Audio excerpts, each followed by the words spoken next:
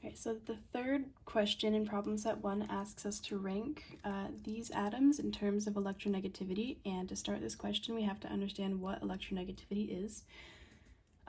So with this group of atoms, we only have to pay attention to kind of this first area in the periodic table, and the trend with electronegativity is increasing as you go left to right and down to up.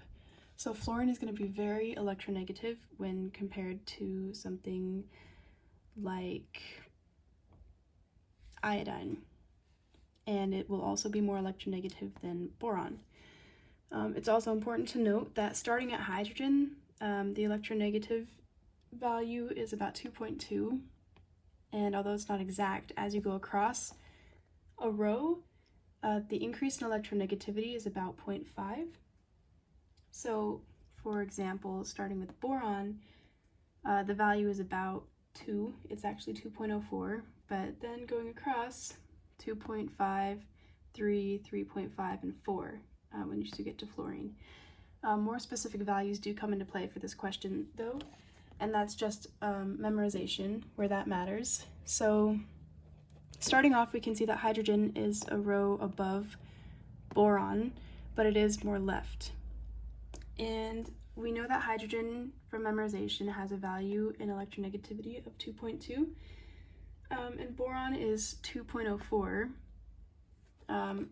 This would make boron lower in electronegativity than hydrogen, so we can rank that at the bottom. And then we know that going across, it increases by a value of 0.5, so 2.5 is going to be higher than 2.2, so hydrogen will come next. Then after that, carbon, which is 2.5. And now this is a tricky part because nitrogen, you can see the question asks for sulfur as well, which is right here, and we know that going up and going right will increase electronegativity, but these two are just diagonally of each other. This is where those specific numbers come into play. So nitrogen is going to be 3.04, and sulfur is going to be 2.58. So actually, sulfur is going to be lower than nitrogen.